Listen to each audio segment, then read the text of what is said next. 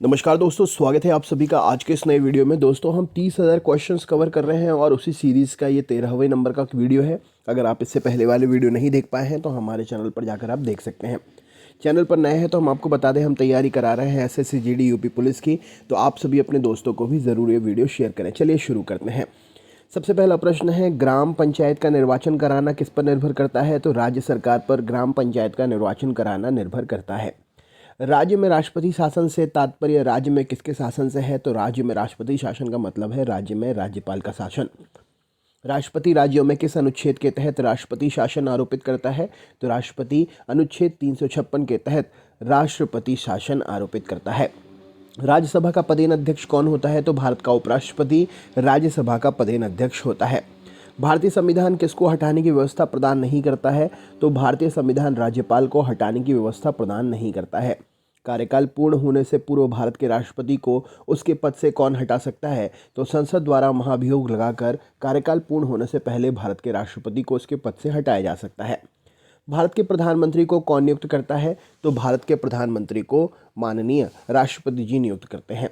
अगला क्वेश्चन है, भारत के चुनाव में कौन भाग लेता है? तो भारत के राष्ट्रपति के चुनाव में कौन भाग लेता है? तो लोकसभा, राज्यसभा और विधानसभा के सदस्य भारत के राष्ट्रपति के चुनाव में भाग लेते हैं। लोकसभा और राज्यसभा की संयुक्त बैठक कब होती है?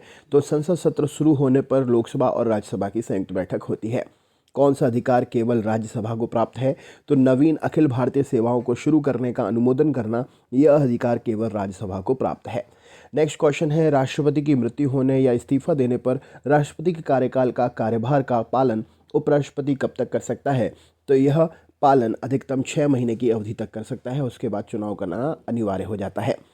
संविधान सभा ने भारत के संविधान को कब स्वीकृत किया था? तो 26 नवंबर 1949 को संविधान सभा ने भारत के संविधान को स्वीकृत किया था।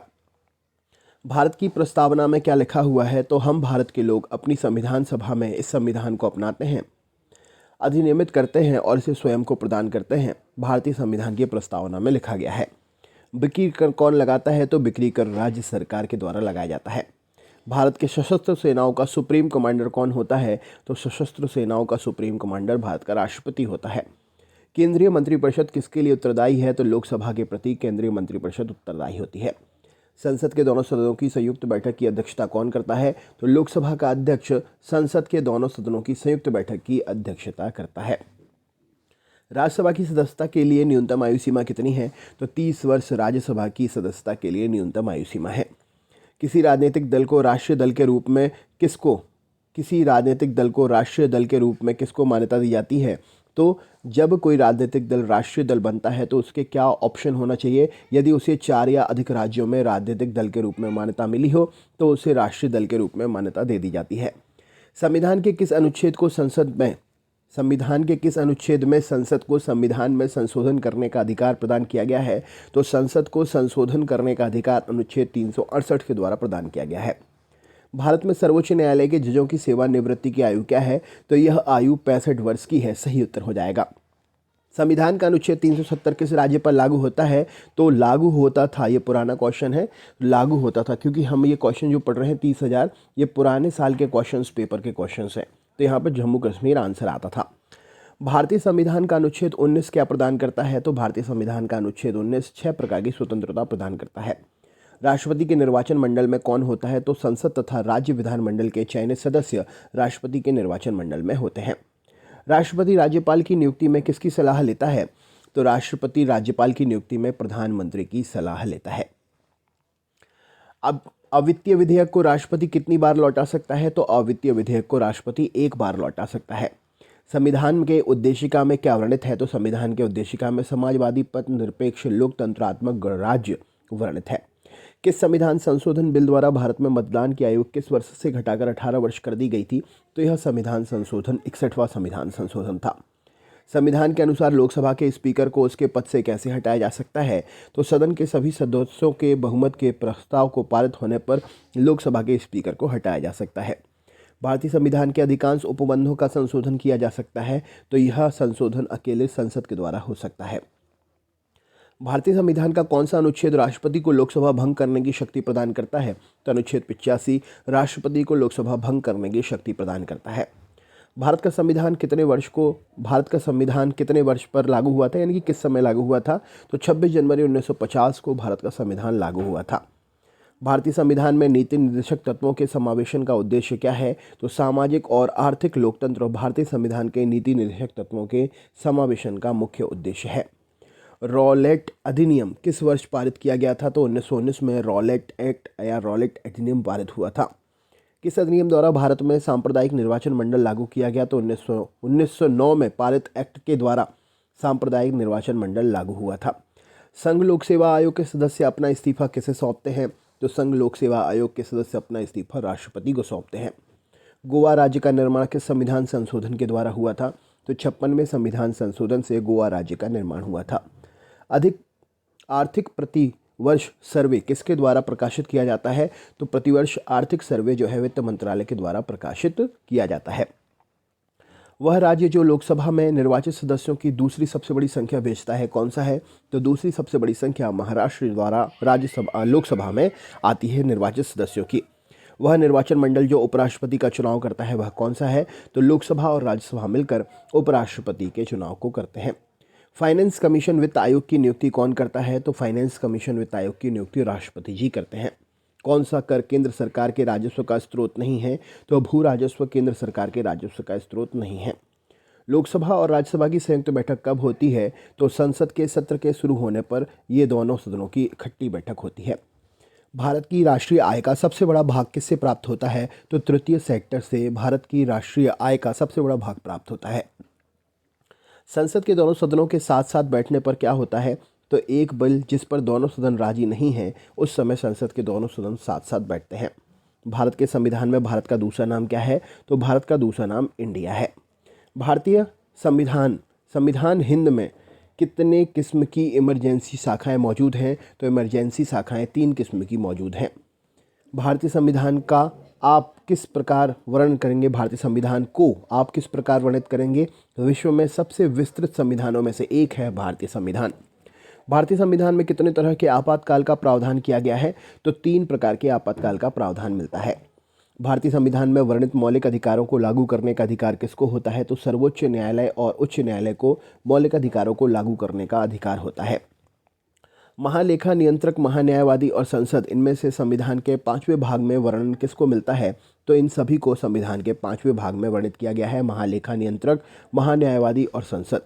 नेक्स्ट क्वेश्चन है, भारतीय संविधान में नीति निर्देशक तत्वों का समावेश का उद्देश्य क्या है? तो सामाजिक और आर्थिक लोकतंत्र इसका मुख्य उद्देश्य है। कौन सा विधेयक राज्यसभा में पहले प्रस्तुत नहीं किया जा सकता है? तो धन विधेयक राज्यसभा में पहले प्रस्तुत नहीं किया जा सकता है।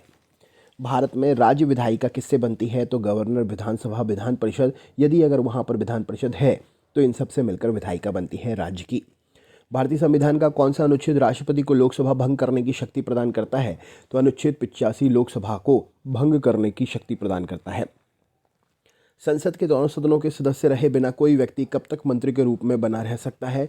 तो 6 वर्ष तक वह बना रह सकता है। राइट आंसर हो जाएगा, माफ़ करिएगा, 6 माह तक रह सकता है। नेक्स्ट क्वेश्चन देख लेते हैं। अगला प्रश्न है, भारतीय संविधान के अधिकांश उपबंधों का संशोधन कैसे हो सकता है? तो अकेले संसद के द्वारा अधिकांश उपबंधों का संशोधन हो सकता है। संविधान सभा के सदस्यों ने भारत के संविधान का प्रारूप तैयार किया, वे कौन थे? तो वे विभिन्न प्रदेशों की विधानसभाओं से चयनित सदस्य के रूप में आए थे। भारतीय संघ तथा अमेरिकी संघ दोनों का समान लक्षण कौन सा है? तो संविधान की व्याख्या करने वाली संघीय सुप्रीम कोर्ट भारतीय संघ और अमेरिकी संघ दोनों के समान लक्षणों में से एक है। राज्यपाल की सर्वाधिक महत्वपूर्ण विधायी शक्ति क्या है? तो राज्यपाल अध्यादेश जारी करने की शक्ति रखता है। भारत के संविधान में किस अनुच्छेद में लिखा है 14 वर्ष से कम आयु के बालक किसी भी फैक्ट्री या खान में कोई जोखिमपूर्ण कार्य नहीं करेंगे? अनुच्छेद 24 में इसे निषिद्ध बताया गया है। संविधान की चौथी अनुसूची में किसका वर्णन है? तो राज्यों तथा संघीय क्षेत्रों की राज्यसभाओं में प्रतिनिधित्व का संविधान की चौथी अनुसूची में वर्णन मिलता है। संविधान के अनुच्छेद 14 में कानून की समानता का अधिकार किस देश से लिया गया है? तो कानून की समानता का अधिकार यूएसए से लिया गया है। संविधान के अनुच्छेद 330 में किसका वर्णन मिलता है? तो लोकसभा में अनुसूचित जाति एवं जनजाति के लिए स्थान 330 में मिलता है। अगला क्वेश्चन है, कौन सा बिल संसद के दोनों सदनों में विशेष बहुमत से पास होना अनिवार्य है? तो संविधान संशोधन संबंधी बिल संसद के दोनों सदनों में विशेष बहुमत से पास होना अनिवार्य है। संविधान की 8वीं अनुसूची में कितनी भाषाएं हैं? तो 8वीं अनुसूची में 22 भाषाएं हैं। मूल कर्तव्यों का वर्णन संविधान के किस अनुच्छेद में है? तो 51A में, 51A में मूल कर्तव्यों का वर्णन है। संविधान के 42वें संशोधन में किसे जोड़ा गया है? तो धर्मनिरपेक्षता को 42वें संशोधन में जोड़ा गया है। संविधान के निर्माण में कौन सा दल शामिल नहीं था? तो हिंदू महासभा संविधान के निर्माण में शामिल नहीं था। अगला क्वेश्चन है, कौन सा कार्य राज्यसभा के सदस्य कर सकते हैं? तो राज्य सूची के किसी विषय को राष्ट्रीय महत्व घोषित करना ये राज्यसभा के सदस्य कर सकते हैं। राज्यसभा के सदस्यों का कार्यकाल कितने वर्षों का होता है? तो राज्यसभा के सदस्यों का कार्यकाल 6 वर्षों का होता है। उपराष्ट्रपति को पद से हटाने के लिए संकल्प किसके द्वारा पेश किया जाता है? तो राज्यसभा के द्वारा उपराष्ट्रपति को पद से हटाने का संकल्प जो है प्रस्तुत किया जाता है। पंचायती राज से संबंधित संविधान के 73वें संशोधन विधेयक पर अपनी सम्मति किस प्रकार प्रकट की थी समिति ने? तो संयुक्त संसदीय समिति ने अपनी सम्मति प्रस्तुत की थी। नेक्स्ट क्वेश्चन है, संविधान, भारत की संविधान की मुख्य प्रस्तावना क्या है? तो मुख्य प्रस्तावना विचार, अभिव्यक्ति, विश्वास और आस्था, उपासना राइट आंसर हो जाएगा। भारतीय संविधान में नीति निर्देशक तत्वों को कहाँ से लिया गया है? तो आयरलैंड के संविधान से भारतीय संविधान में नीति निर्देशक तत्वों को लिया गया है। संविधान के किस अनुच्छेद में संसद को संविधान में संशोधन करने का अधिकार प्रदान किया गया है? तो अनुच्छेद 368 में संशोधन करने का अधिकार प्रदान किया गया है। संविधान में संशोधन किससे नहीं किए जा सकते हैं? तो जनमत संग्रह से संशोधन संविधान में नहीं हो सकते हैं। राज्यसभा को स्थायी सदन क्यों कहते हैं? क्योंकि इसे कभी भी भंग नहीं किया जा सकता, इसीलिए राज्यसभा एक स्थायी सदन है। नेक्स्ट है, जुलाई 1946 में बनी संविधान सभा कॉन्स्टिट्यूशन असेंबली के सदस्य कौन नहीं थे? तो महात्मा गांधी इस सदस्य समिति में नहीं थे। सबसे लंबे लिखित संविधान वाला देश कौन सा है? तो भारत सबसे लंबे लिखित संविधान वाला देश है। अगला क्वेश्चन है, 2 या 2 से अधिक राज्य या संघीय प्रदेश के लिए एक समान उच्च न्यायालय की स्थापना किसके द्वारा की जा सकती है?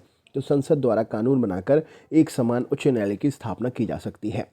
कौन भारत के संविधान की निर्मात्री सभा में संवैधानिक सलाहकार थे? तो BN राव संवैधानिक सलाहकार के रूप में थे।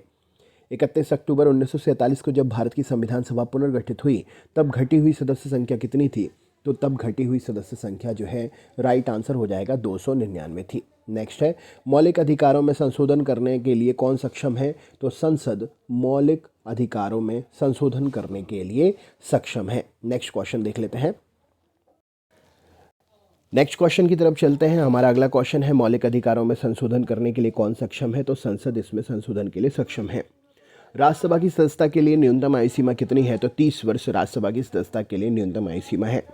गवर्नर द्वारा जारी किया गया अध्यादेश किसके द्वारा मंजूर किया जाता है? तो विधानमंडल के द्वारा मंजूर किया जाता है। सर्वोच्च न्यायालय ने किस मुकदमे में बनाए रखा कि प्रस्तावना संविधान का भाग नहीं है? तो प्रस्तावना संविधान का भाग नहीं है, बेरुबारी मुकदमे में यह जानकारी मिलती है। उच्चतम न्यायालय अपने दिए गए फैसले पर पुनर्वलोकन किस अनुच्छेद के लिए अधीन होकर करता है? तो पुनर्वलोकन जो है अनुच्छेद 137 के अंतर्गत उच्चतम न्यायालय अपने दिए हुए फैसले पर कर सकता है।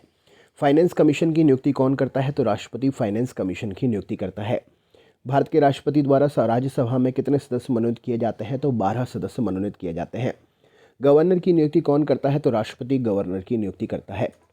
भारत का कंसोलिडेटेड फंड का नियंत्रक या पर्यवेक्षण कौन करता है? तो यह काम संसद करती है। लोकसभा के स्पीकर को चुनाव कौन करता है? तो लोकसभा के सदस्यों के द्वारा लोकसभा का स्पीकर का चुनाव होता है। भारतीय सशस्त्र सेनाओं का सुप्रीम कमांडर कौन होता है? तो महामहिम राष्ट्रपति जी होते हैं। संसद के दोनों सदनों की संयुक्त बैठक की अध्यक्षता कौन करता है? तो लोकसभा का अध्यक्ष करता है। राज्यसभा का पदेन अध्यक्ष कौन होता है? तो भारत का उपराष्ट्रपति राज्यसभा का पदेन अध्यक्ष होता है। ऑल इंडिया सिविल सर्विसेज के सदस्यों की नियुक्ति कौन करता है? तो राष्ट्रपति ऑल इंडिया सिविल सर्विसेज के सदस्यों की नियुक्ति करता है। संसद किसके बिना काम नहीं कर सकती है? तो संसद के सदस्यों के बिना संसद काम नहीं कर सकती है। संसद के दोनों सदनों की सम्मिलित बैठक कब बुलाई जाती है? तो ऐसे बिल पर विचार करने के लिए और उसे पारित करने जिस पर दोनों सदनों में मतभेद हो।